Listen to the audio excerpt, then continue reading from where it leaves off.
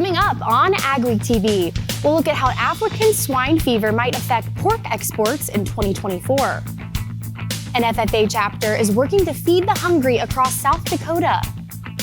Most of the country's horseradish comes from this one Wisconsin farm and food processing company.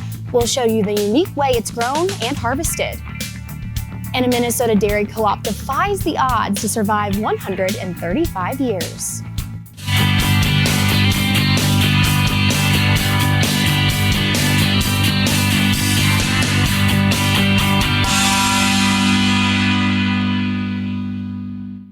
Welcome to AgweekTV. I'm Emily Beal. U.S. pork producers could see a rise in export demand. I met with some experts to learn more. Protein is one of the base nutrients that we need as humans. It's not only domestically, but internationally. Randy Sprunk is a Minnesota producer who is the new chairman of the U.S. Meat Export Federation. With African swine fever making its way through certain countries, pork exports have risen in the areas affected. I think that's one of the reasons why we've had opportunities in Vietnam and the Philippines. Because they've had ASF in their countries, they've had reduced production there. They've come looking toward the United States for product to be able to replace their lack of domestic production. Gene Nome is an Iowa pork producer and works on the U.S. Meat Export Federation Board of Directors. He says the pork industry relies heavily on exporting to Japan, Mexico, and Canada.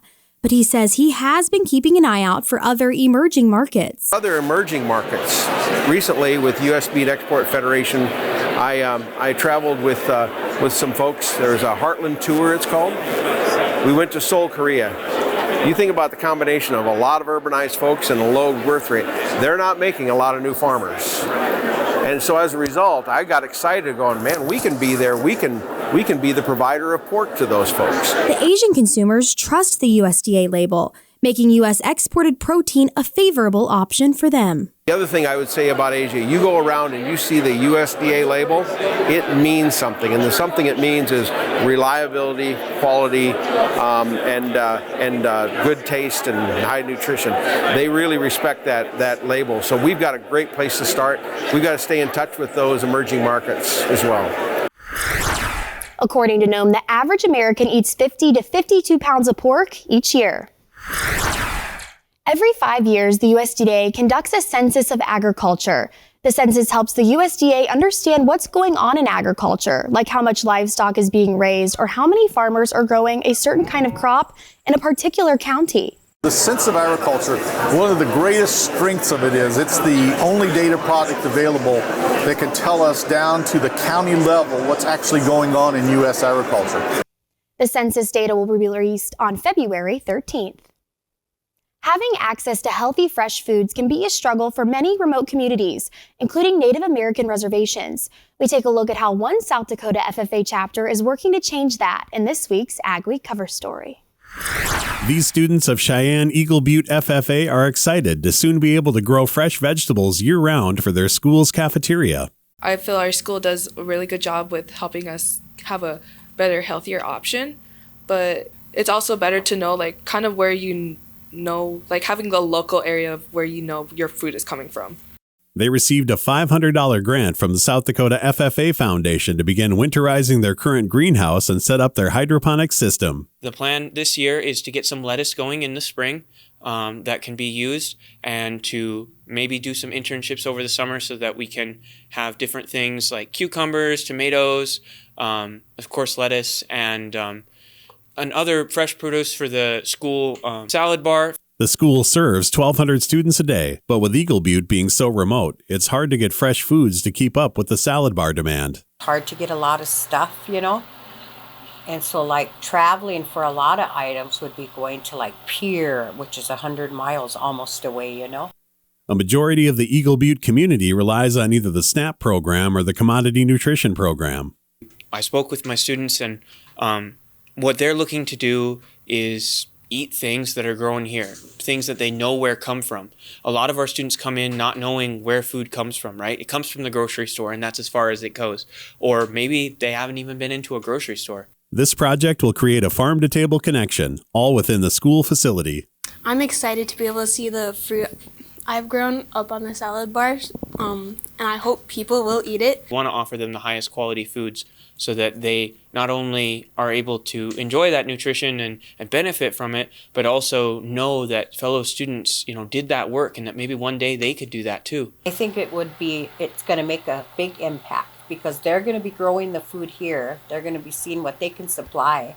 They're going to get to eat it at lunchtime, and then maybe if there's extra and stuff, whatever they grow, they can take it home to their families too. You can read much more in the next AgWeek magazine or at agweek.com. Up next on AgweekTV, an ethanol plant is back up and running after an explosion and fire.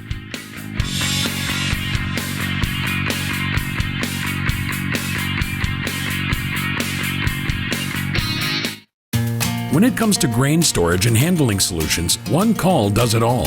Gateway Building Systems is one of the largest Brock bin dealers in the U.S. Our expert team is dedicated to creating a customized plan for your future success. Expanding your operation has never been easier with our range of Brock solid bins, grain dryers, conveyors, and more.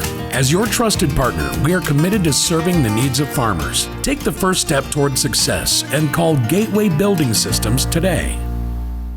Looking to add non-GMO conventional and organic soybeans to your rotation this year? Soyco International out of Gary, Minnesota is looking for new farmer contracts for the 2023 season. They have proven marketing strategies, partnered with local agronomy expertise to work alongside and provide the certified seeds needed for their contract growers. Soyco International is offering premium prices to boost your operation's bottom line. Reach out to Sean Young today at 218-350-3863 to answer any questions.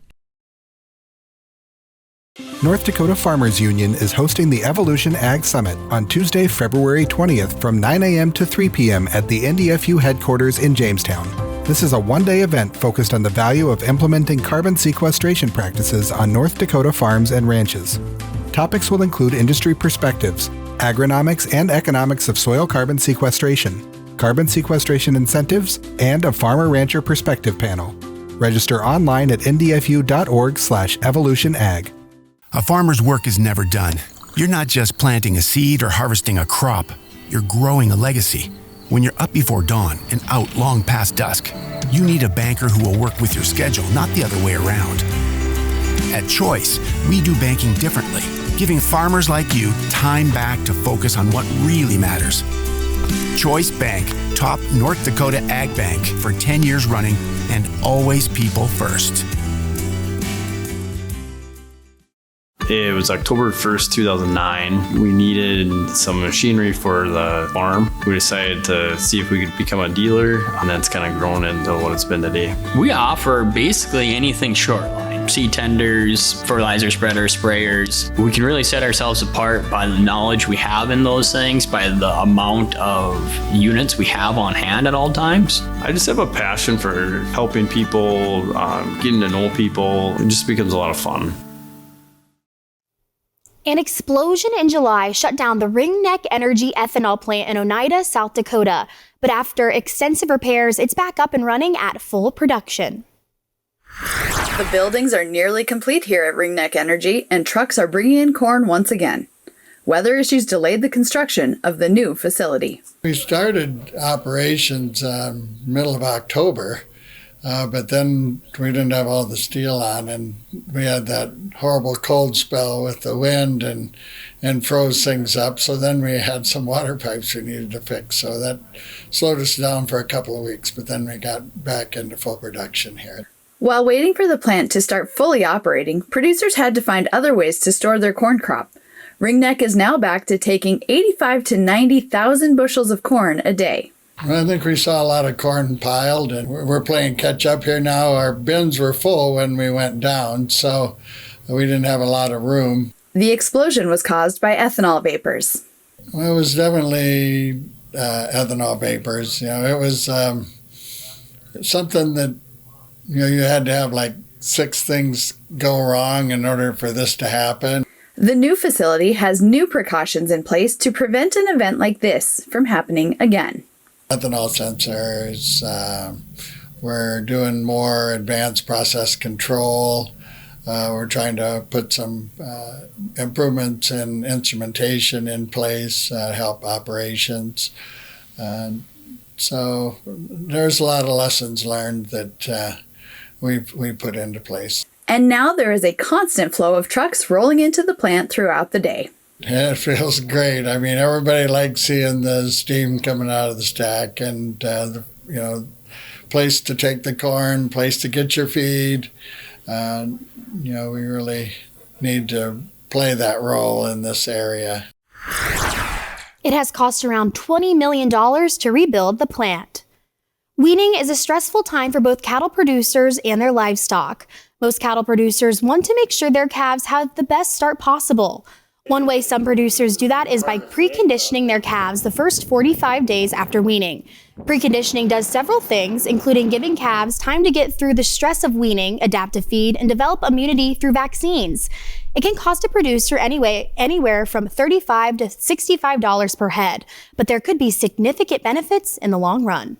It can be a way to improve some value of those calves by getting them vaccinated, bunk broke. You might get some feedlot guys or those kind of cattle feeders to come in and pay a premium for those calves, knowing that they're going to have less problems with maybe some disease coming through. They're going to be less stressed. They're going to get on feed faster, things like that.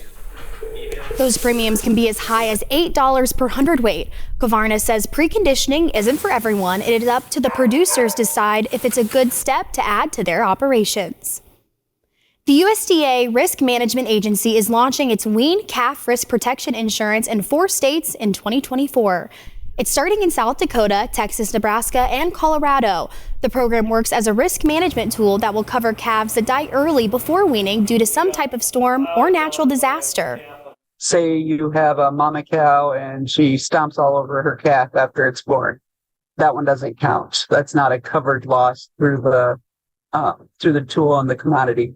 But if you have drought, major blizzards and those types of things, or a rainstorm for 5 days when it's 32 degrees out, or, adverse weather that causes situations like that. This program will take some time to expand to other states. January 31st is the last day to enroll in the insurance. The lack of snow and warmer weather are giving livestock producers in the Northern Plains a break this winter. Although the region has received very little snow, Minnesota is seeing its wettest December on record in the form of some much-needed rain to relieve the drought conditions. After a dry summer and low corn and alfalfa yields, cattle producers are taking advantage of longer grazing on pasture or harvested fields. Ben Dwyer raises about 70 head of cattle near Marshall, Minnesota.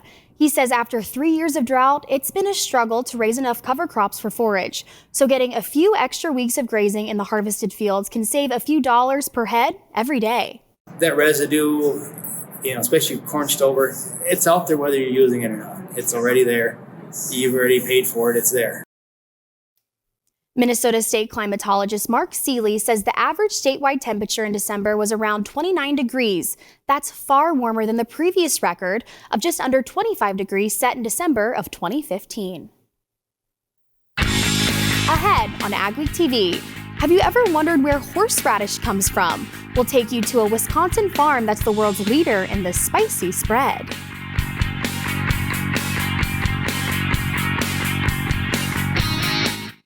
Improve the profitability of your ranch by partnering with Top Herefords. Attend the bull sale February 9th at the ranch in Grace City, North Dakota. When you buy a Top Herefords bull, you're getting top-of-the-line genetics and benefits of marketing your feeder cattle and replacement quality heifers direct. It's a common-sense approach to greater profits on your ranch. View the 2024 catalog at topherefords.com and join us at the bull sale February 9th at 1 p.m. My name is Dawn, and this is my husband, Trent. I've been ranching ever since I was a little girl. And I married into it.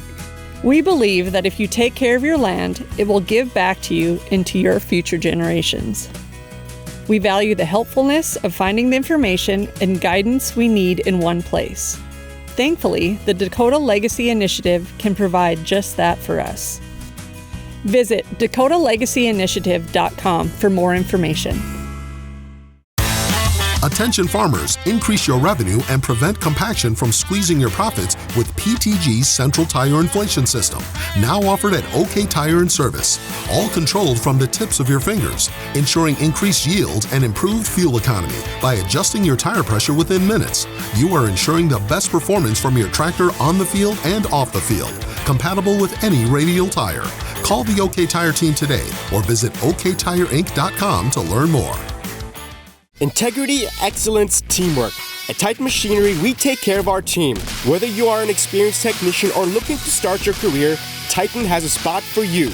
Earn a competitive pay with the potential to make in excess of 6 figures. Service techs, come grow with a company that invests in you. Titan Machinery offers company HSA and 401k contributions, free single healthcare, and a generous tool allowance. Plus, we'll provide all of your uniform and safety gear.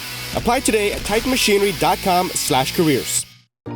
There's no easy button, no guarantees, or promises of a good year. This is farming. It's unpredictable and demanding, with long days and sometimes stressful nights. It's weathering the storms and coming out successful. Farming isn't for everyone. We thank those who make it their life, because it is for everyone. AgWeek weather is sponsored by Bremer Bank. Connect with a banker today at bremer.com. How will the weather treat us as January begins? Here's John with our AgriWeather Outlook.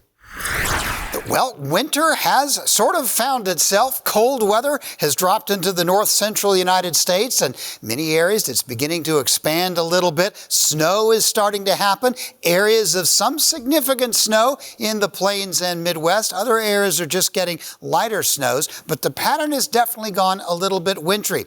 The big question, though, of the day is, will it remain this way, or is this just a temporary setback in an otherwise mild winter? And that actually is what I suspect will happen. The El Nino pattern still very much there.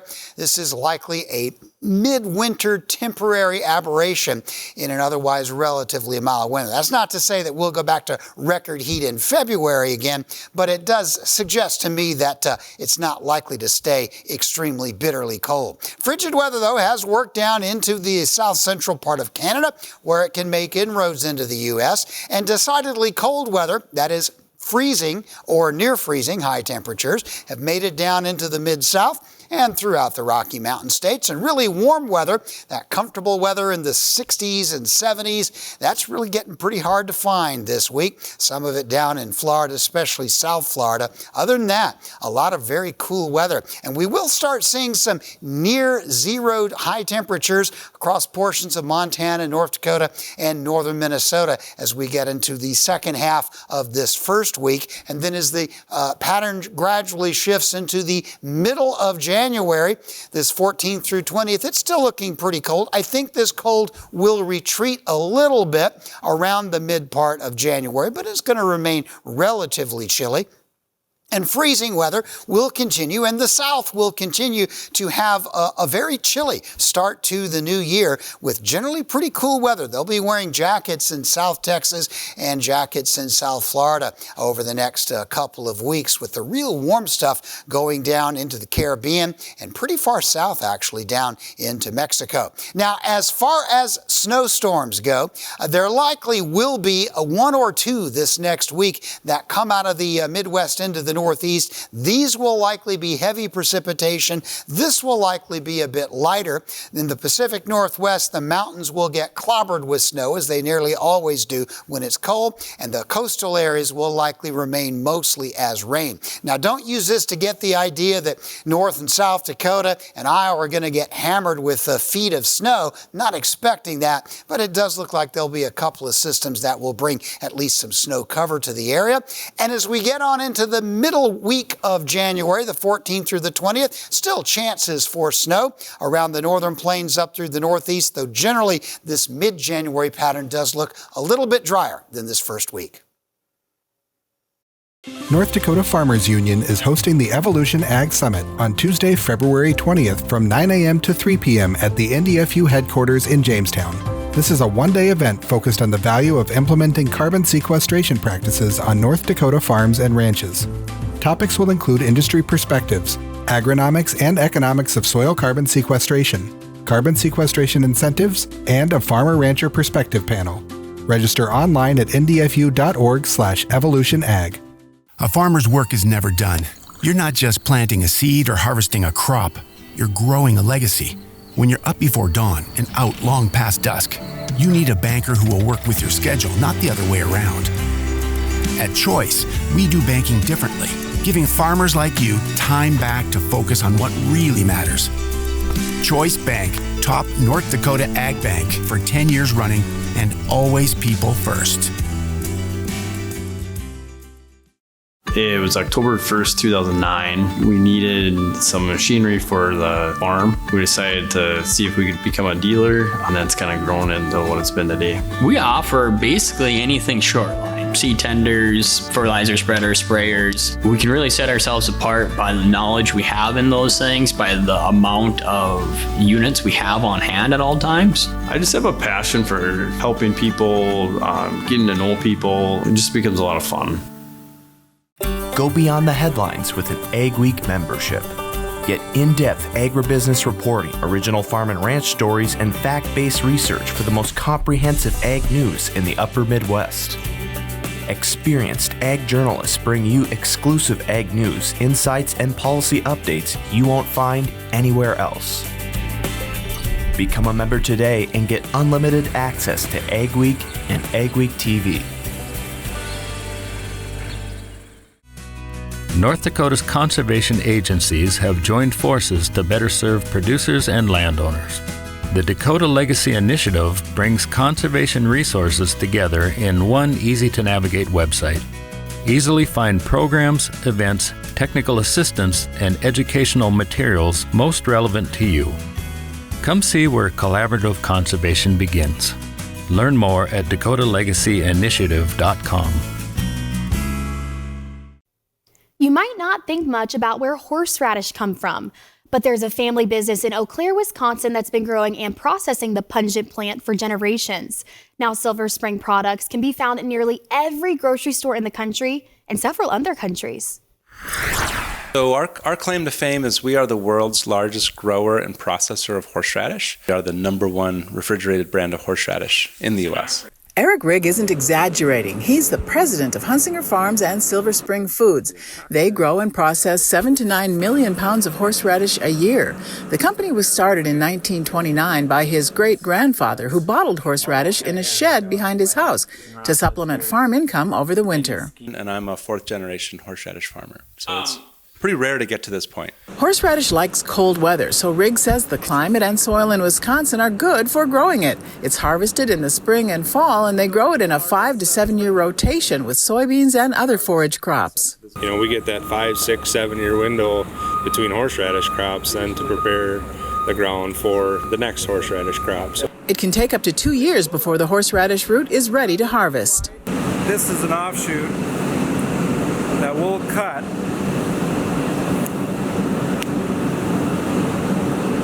And then we'll take this back out in the field and plant it in the ground. And then this will grow into something like this or hopefully bigger. But because it's such a niche crop, it's hard to find planting or harvesting equipment. So Rigg says they've modified their own machines over the years. What works for harvesting potatoes, maybe we can chop this apart and rebuild it for our purposes. So that's essentially what we've done. The planting part is still labor intensive. We have not figured out how to automate that process yet, so it's still planted by hand. But they don't just make horseradish. They make some 400 other condiments and sauces as well. The plants produce 100 million pounds of products a year. Rigg says the focus on quality and service are key to the company's success for 94 years and counting. It's something to be proud of, made right here in beautiful Eau Claire, Wisconsin, a product that's made here that's distributed nationally. Silver Spring has about 240 employees from growing to processing to distribution. Up next on AgweekTV, Minnesota's oldest creamery co-op marks a big milestone.